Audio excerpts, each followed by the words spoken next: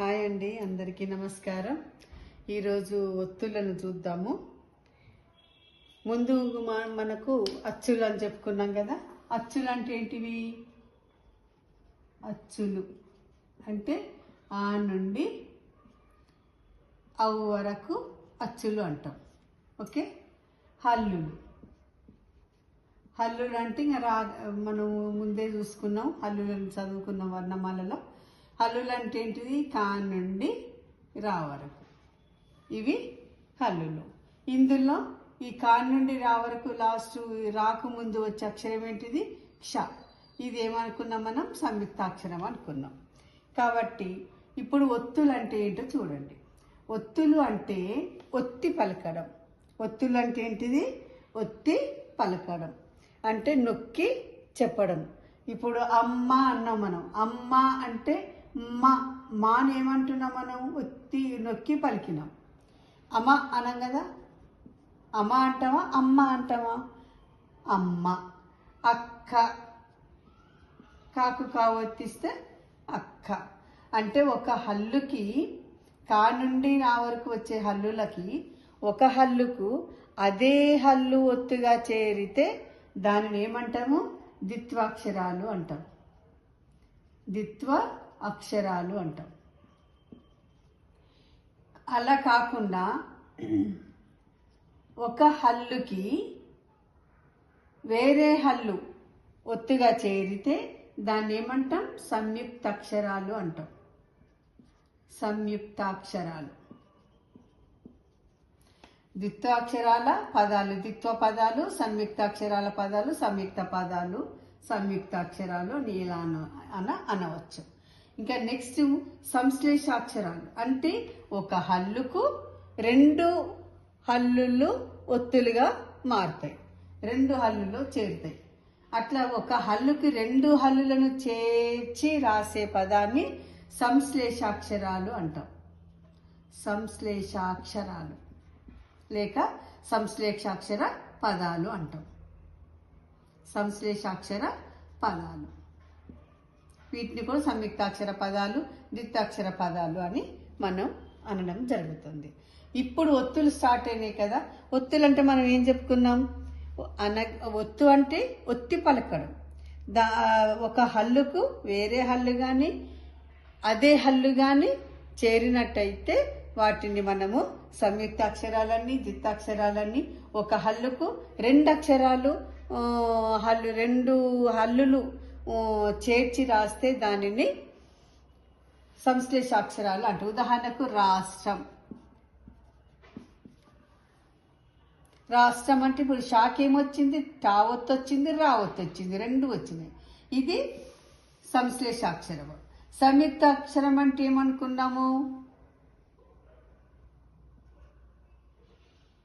సేమ్య. సేమ్య అంటే మాకు యావత్ వచ్చింది కదా. అయ్య.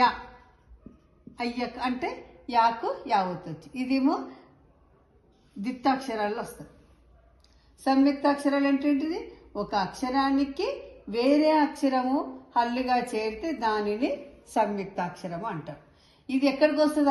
అయ్య అనేది ద్విత్వాక్షర పదాలకు వస్తుంది. ఒక హల్లుకు అదే హల్లు ఒత్తుగా చేరితే దానిని ద్విత్వాక్షరాలు అంటారు. సంయుక్తాక్షరాలు అంటే ఒక హల్లుకి వేరే హల్లు ఒత్తుగా చేరితే దాన్ని సంయుక్తాక్షరం అంటారు. సంశ్లేషాక్షరాలు అంటే ఏంటిది? ఒక హల్లుకి రెండు హల్లులు ఒత్తుగా చేరితే దానిని సంశ్లేషాక్షరాలు అంటారు.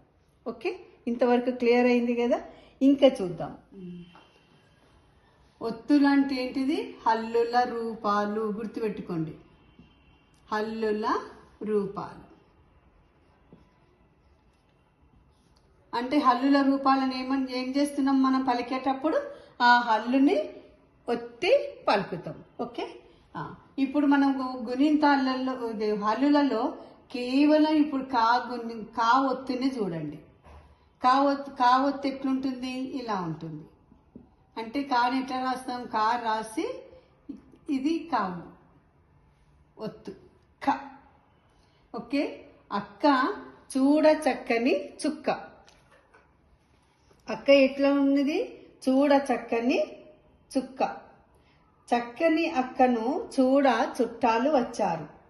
చక్కని పాలను చిక్కగా కాచింది, చక్కెర ఉండలు చేసింది. చుట్టాలందరికీ పంచింది. ఏం పంచింది? చక్కెర ఉండలు పంచింది. చూడ చక్కని అక్కను చుట్టాలు మెచ్చారు. చక్కని పందిట్లో ఘనంగా అక్క పెళ్లి చక్కగా జరిగింది. ఇప్పుడు ఇందులో ఏమేం పదాలు వచ్చినాయి మీకు చెప్పిన కవితలో? అక్క, అక్క, చక్కని, చుక్క. అక్క, చక్కని, చుక్క 3 పదాలు వచ్చినాయి. ఇంకేం పదాలు వచ్చినాయి? చక్కెర. ఏం చేసింది? చక్కెర ఉండలు చేసింది. చక్కెర ఉండలు చేసింది. పాలను ఎలా కాచింది? చిక్కగా కాసింది. చాలాసేపు సిమ్మి మీద పెట్టి చిక్కగా పాలను కాచి చక్కెర ఉండలు చేసింది. చూడ చక్కని అక్కను చూడ వచ్చారు. ఎవరు వచ్చారు? చుట్టాలు వచ్చారు. ఆ పదాలు వచ్చేసినాయి. చక్కని పందిట్లో ఘనంగా అక్క పెళ్లి చక్కగా జరిగింది. చక్కగా జరిగింది. ఇవన్నీ ద్విత్వ పదాలు వచ్చినాయి. ఇప్పుడు నేను రాసిన కవితలో ఇన్ని పదాలు వచ్చినాయి. ఇంకా ఏం రాయొచ్చు చెప్పండి? కుక్క, నక్క, బొక్క, ఇంకా ఇంకేం పదాలు చెప్పగలుగుతాం మనము? అక్కను ముక్క,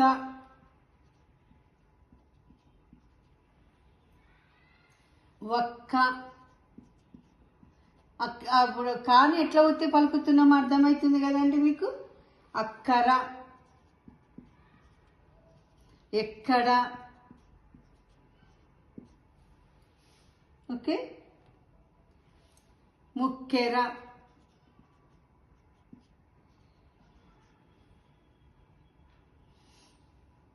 ఇలా మనము రాసుకుంటూ పోతే చాలా పదాలు వస్తాయి. ఇప్పుడు మీకు అర్థమైంది కదా. హల్లుని ఒత్తి పలికితే అదేమవుతుంది? హల్లు ఒత్తుగా రూపాంతరం చెంది దాని పక్కకు నొక్కి పలికే దగ్గర మనకి వచ్చి కూర్చుంటుంది. ఏ అక్షరాన్నైతే, ఏ హల్లునైతే ఒత్తి పలుకుతామో ఆ హల్లుకి ఒక రూపాంతరం చెందినటువంటి హల్లుల రూపాలు వచ్చి పక్కన చేరుకుంటాయి. వాటిని ఒత్తులు అంటారు. అర్థమైంది కదండి. అందరూ కావొత్తుని నేర్చుకోండి శ్రద్ధగా. రేపు మంచి కథను వెళ్దాము. కథలోకి ఈ మధ్యలో కొంచెం గ్యాప్ వచ్చింది. నాకు కొంచెం సిక్ అయినాను అనుకోండి, కొంచెం బిజీగా ఉన్నా, ఇంకా అటు ఇటుగా అయిపోయింది. ఇంకా నెక్స్ట్ రేపు ఈ రోజు నుంచి మాత్రం ఆల్టర్నేటివ్గా ఒకరోజు ఒత్తులు ఉంటాయి, ఒకరోజు కథలు మీకు వినిపించదలుచుకున్నాను. ప్లీజ్ అందరూ నా ఛానల్ని సబ్స్క్రైబ్ అయితే చేయండి. ఇప్పుడు మీకు ఒక్కసారి అక్క మీద రాసినటువంటి ఒక చిన్న కవనం అయితే మళ్ళీసారి రిపీట్ చేస్తా. అక్క చూడ చక్కనిది, చక్కని పాలను చిక్కగా కాచింది, చక్కెర ఉండలు చేసింది.